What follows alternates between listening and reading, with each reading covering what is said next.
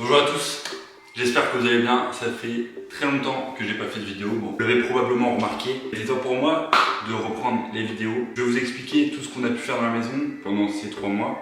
Je vais vous expliquer pourquoi j'ai arrêté aussi de faire des vidéos. Je vais reprendre les vidéos et on va terminer la maison. Parfois, ça n'est pas simple de rester motivé. Quand j'ai commencé ce projet, j'étais loin de m'imaginer tout ce que j'allais apprendre et surtout devoir endurer. C'est vrai, à 18 ans, je ne m'étais pas préparé à toutes les choses que j'allais devoir surmonter. Et dans la vie, c'est dur de rester motivé tout le temps, malgré les efforts que je pouvais fournir. C'est ce qui m'est arrivé à cette période. Pendant ces 3 mois, je ne vais pas vous le cacher, je n'étais plus du tout motivé. J'avais envie d'arrêter la maison, de faire autre chose. Je ne saurais l'expliquer, mais ce qui était un plaisir de travailler dans la maison est devenu un fardeau. Alors même que je me rapprochais de plus en plus de la fin. C'est vrai, il ne me restait plus grand chose à faire, et pourtant, j'ai failli tout arrêter.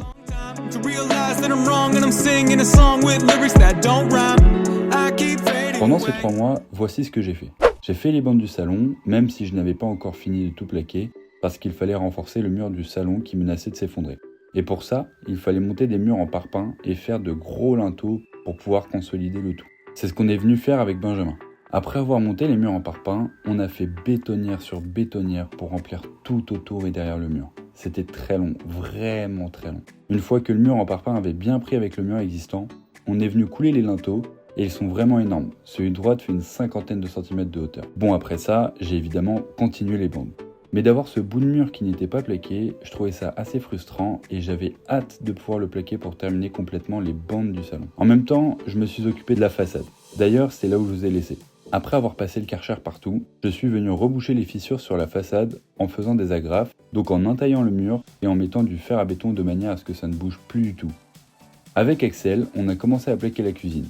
Et vu qu'au plafond il y avait plein de trous de partout, on a décidé de replaquer en premier le plafond.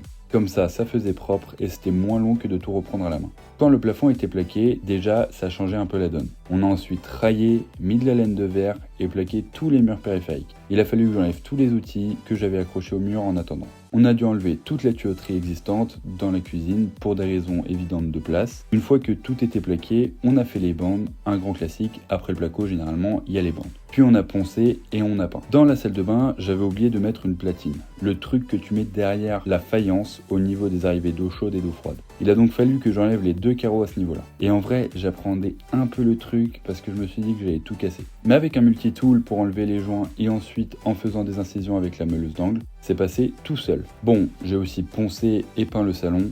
J'ai attendu que les linteaux soient bien secs et j'ai enfin pu replaquer cette petite partie-là. Je crois que j'ai la pire déchirure de t-shirt de l'histoire. Tu devines comment je me suis fait cette petite déchirure trop mignonne en mettant le rouleau sur le... Ah putain c'est dur, putain c'est compliqué mais comment... En gros j'ai mis le rouleau sur ça là, je sais pas comment ça s'appelle, le porte-rouleau quoi. Et j'ai réussi à déchirer mon t-shirt quand même. Voilà, pour vous dire que vraiment j'ai 3 mains gauches. En même temps, j'ai aussi reçu tous les colis de la cuisine. Il y en avait 73. C'était un vrai chantier au début. Et petit à petit, j'ai commencé à comprendre comment monter les meubles dans le bon sens. Non, en vrai, j'ai trop géré comme un petit chef et j'ai tout monté pour ensuite poser la cuisine dans la cuisine. C'est à partir de là que j'ai commencé à lâcher. Une fois que j'avais monté les caissons et que je commençais à vouloir poser la cuisine, j'ai tout arrêté. Je ne voyais plus le bout de la maison. Je ne trouvais plus de sens à me lever le matin pour aller travailler. J'étais paumé. Et en même temps, c'est aussi normal, je passe mes journées à travailler dans la maison, je ne faisais plus que ça. Moi, j'ai besoin d'avoir des défis dans ma vie, des choses qui m'animent, qui me font me dépasser, apprendre davantage sur plein de sujets différents. Mais dans la maison, je stagnais. C'était devenu une tâche monotone qui ne m'apportait plus la satisfaction que j'avais au début de ce projet. J'ai commencé à douter. Douter du projet, douter de mes capacités et de mes objectifs. En vrai, je suis arrivé un peu là par hasard. J'ai acheté cette maison dans le but d'apprendre, de me dépasser et pour avoir un projet en parallèle de mes études. Ce que je voulais te dire dans cette vidéo, c'est qu'évidemment, ce n'est pas facile d'avoir un projet qui demande autant d'implication. J'ai failli tout arrêter, c'est vrai. Et je préfère te le dire parce que j'estime que je dois tout te montrer. Surtout si un jour tu envisages de faire pareil que moi. Non, ce n'est pas facile. Et pourtant, si je devais recommencer, je ferais tout pareil. Parce que j'avais perdu ce sens, le pourquoi de la chose. Pourquoi j'avais acheté cette maison? Pour passer des moments inoubliables avec mes proches, pour apprendre énormément de choses sur un sujet, mais aussi sur moi-même, et surtout pour être fier de moi. Alors oui, il y a des périodes où je ne travaille pas dedans, où je suis démotivé, mais je pense que ça fait partie du processus, et qu'il faut l'accepter et ne pas tomber dedans. Aujourd'hui, j'ai quasiment terminé la maison. Je suis trop content de moi, trop content de tous les moments partagés dans la maison, et trop content de pouvoir encore une fois me dépasser pour arriver à mon objectif final.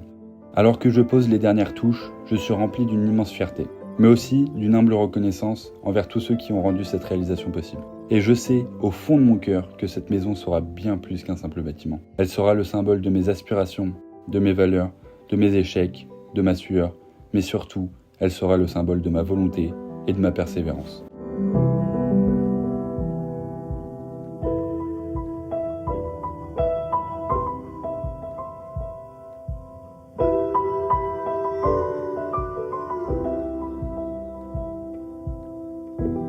Il est pas genre trop drôle ce plan. Ça y est, ça y est. Petite bande trop mignonne. Je suis fatigué.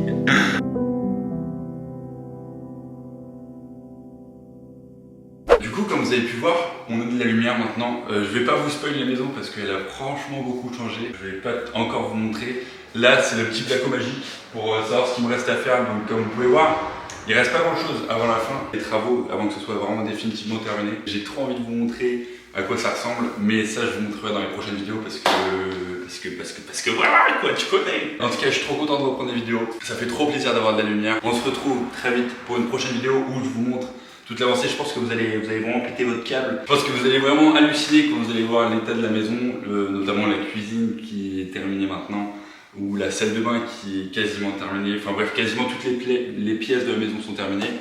Et ça fait vraiment plaisir. Et voilà, on se retrouve très vite pour que je vous montre la suite de la maison. À bientôt. Ciao. Ah oui, prenez soin de vos tulipes. Punaise, j'avais même oublié ce petit réflexe, Axel. Désolé. I'm sinking too hell.